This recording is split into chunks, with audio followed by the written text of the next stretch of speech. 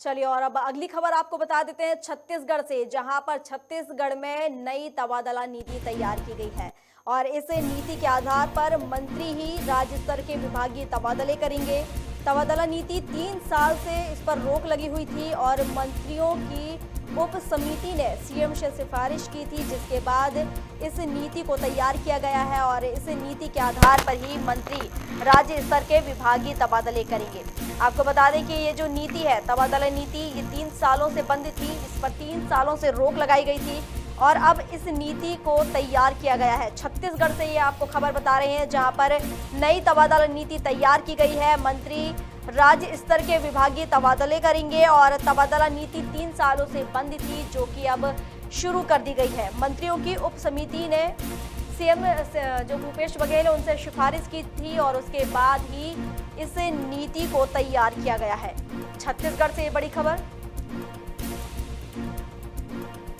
और इस पर अधिक जानकारी के लिए छत्तीसगढ़ के रायपुर से हमारे साथ तुलिका सिंह हमारी सहयोगी जुड़ चुकी हैं। तुलिका, छत्तीसगढ़ में एक नई तबादला नीति शुरू की गई है, पूरी जानकारी विस्तार से बताइए। जी, मैं आपको बता दूं, पिछले महीने जो मुख्यमंत्री भूपेश बघेल की अध्यक्षता में कैबिनेट बैठक हुई थी, इसमें नई तबादला नीति बनाने के लिए मंत्री परिषद की उप समिति बनाई गई थी, जिसमें समिति के अध्यक्ष गृह मंत्री ताम्रध्वज साहू और शिक्षा मंत्री, आवास मंत्री, नगरीय प्रशासन मंत्री और जो महिला विकास मंत्री हैं, महिला व बाल विकास मंत्री अनिला भेड़िया, इन्होंने बैठक करके नीति बनाई है। इसमें जो है, इसमें नीति के तहत जो ट्रांसफर किए जाने हैं वो 16 अगस्त से 15 सितंबर तक ये जो ट्रांसफर किए जाएंगे। और साथ ही ये भी जानकारी है कि इसमें बिना प्रभारी मंत्री की सहमति के तबादला नहीं हो सकेगा।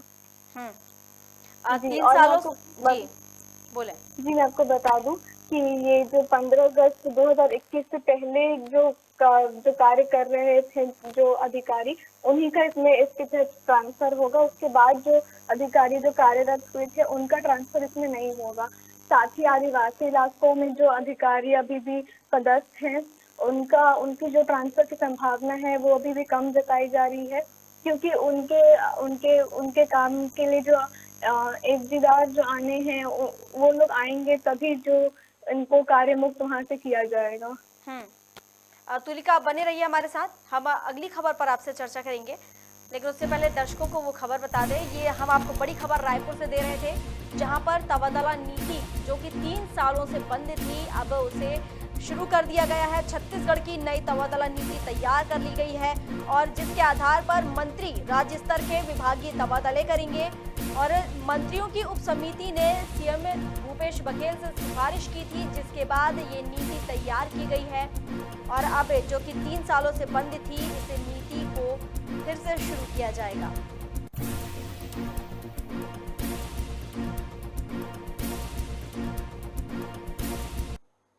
चलिए और एक और बड़ी खबर आपको बता देते हैं, स्वास्थ्य से जुड़ी हुई, जो कि जहां की आपको बता दें कि लगातार वहां पर जिस तरीके से हम देख पा रहे हैं, वहां पर मंकी पॉक्स और स्वाइन फ्लू को लेकर अलर्ट जारी किया गया है। बता दें, स्वास्थ्य विभाग ने ये अलर्ट जारी किया है।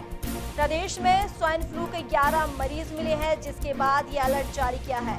मंकी पॉक्स के संदिग्ध मिलने के बाद अलर्ट जारी किया है स्वास्थ्य विभाग ने सभी मेडिकल कॉलेज को दिशा निर्देश दे दिए हैं। दिशा निर्देश जारी किए गए हैं स्वास्थ्य विभाग के द्वारा। मंकी पॉक्स और स्वाइन फ्लू के मरीजों को देखते हुए जिस तरीके से मरीज मिल रहे हैं, उसके आधार पर अलर्ट जारी किया गया है। और तुलिका हमारे साथ लगातार बनी हुई है रायपुर से। तुलिका, मंकी पॉक्स और स्वाइन फ्लू को देखते हुए, उनके बढ़ते मरीजों को देखते हुए स्वास्थ्य विभाग ने अलर्ट जारी किया है। जी, मैं आपको बता दूं कि छत्तीसगढ़ में जिस तरीके से हम देख रहे हैं कि कोरोना का जो संक्रमण है वो भी लगातार बढ़ रहा है। इसके साथ ही अब मंकी पॉक्स और स्वाइन फ्लू की जो बीमारी है वो भी अपना पैर पसारने में लगी हुई है। मंकी पॉक्स का जो संदिग्ध था वो मिला था कुछ दिन पहले, तो उसकी जो सैंपल रिपोर्ट्स आई थी वो हालांकि नेगेटिव आई हैं, लेकिन फिर भी स्वास्थ्य मंत्री और स्वास्थ्य विभाग की तरफ से अलर्ट जारी कर दिया गया है कि लोग जो है इसे बच कर रहें। और साथ ही मैं आपको बता दूं कि 11 मरीज मिले हैं स्वाइन फ्लू के छत्तीसगढ़ में, जिसमें से 3 मरीज ठीक हो चुके हैं और जो 9 मरीज हैं उनका रायपुर के अस्पताल में ही उनका जांच चल रहा है। जी। जिस तरीके से हम देख पा रहे हैं मंकी पॉक्स के जो मरीज मिल रहे हैं जिसके बाद ये अलर्ट जारी किया गया है, तो क्या अस्पतालों में इसके लिए अलग से कोई व्यवस्था की जा रही है, अलग से इनके वार्ड बनाए जा रहे हैं जिसके चलते इन मरीजों को अलग रखा जा सके और मरीजों की अपेक्षा? जी, जी, बिल्कुल, जैसे कि हम ये जो स्वाइन फ्लू, मंकी पॉक्स को भी मंकी पॉक्स का जो संदिग्ध मिला था, उसे कुछ दिन तक जब तक उसकी रिपोर्ट्स नहीं आई, तब तक उसे अम्बेडकर अस्पताल में आइसोलेट करके रखा गया था। जैसे उसकी रिपोर्ट आई, वो स्वस्थ हुआ, तो उसे अभी हालाँकि वो घर जा चुका है, स्वस्थ होकर पूरी तरीके से, ये राहत की बात है। लेकिन फिर भी जो स्वास्थ्य विभाग की तरफ से ये किया जा रहा है कि जो किडनी रोग से प्रभावित जो गाँव हैं, वहाँ के पानी के सैंपल्स लिए जा रहे हैं। तो ये पहल दिख रही है छत्तीसगढ़ में, क्योंकि जो कोरोना भी है अभी उससे भी मौतों का भी आंकड़ा सामने आ रहा है। लोगों की मौत भी हो रही है उसकी वजह से।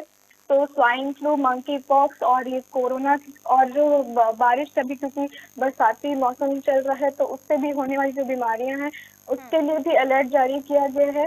पानी हर जगह से जो है पानी के सैंपल्स लिए जा रहे हैं, ताकि जो है बीमारी को फैलने से रोका जा सके। और साथ ही जो लोगों को मास्क और अपने आप को सैनिटाइज रहने की इसका जो मुख्य हम तो अपने तरफ से जो पहल कर सकते हैं वो यही है कि हम अपने आप को हाइजीनिक रखें। तो वही पहल की जा रही है। जगह जगह पे जो पानी इकट्ठा हो रहे हैं उन्हें साफ किया जा रहा है। तो ये सारी जो पहल है वो दिख रही है छत्तीसगढ़ में। शुक्रिया तुलिका तमाम जानकारी के लिए आपका। ये बड़ी खबर हम आपको रायपुर से बता रहे थे, जहां लगातार अब कोरोना के बाद मंकी पॉक्स और स्वाइन फ्लू के मरीज मिलने लगे हैं। आपको बता दें कि 11 मरीज वहां पर मिले, जिसके बाद स्वास्थ्य विभाग ने अलर्ट जारी कर दिया है और मेडिकल कॉलेजों को दिशा निर्देश भी दे दिए। हालांकि ये आंकड़ा बढ़ता जा रहा है और कई मरीजों की अगर देखा जाए तो इसमें मौत भी हो गई है।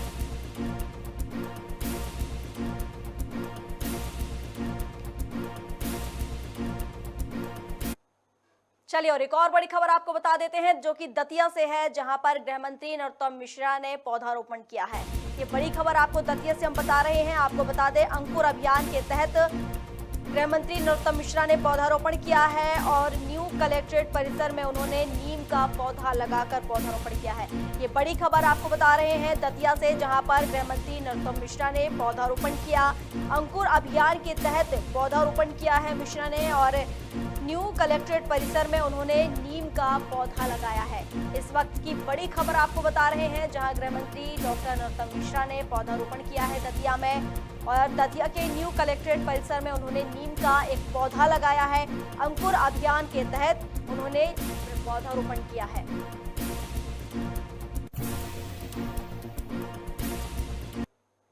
इस वक्त की बड़ी खबरों में बस इतना ही। अधिक जानकारी के लिए आप बने रहिए हमारे साथ और देखते रहिए खबर भारत। नमस्कार।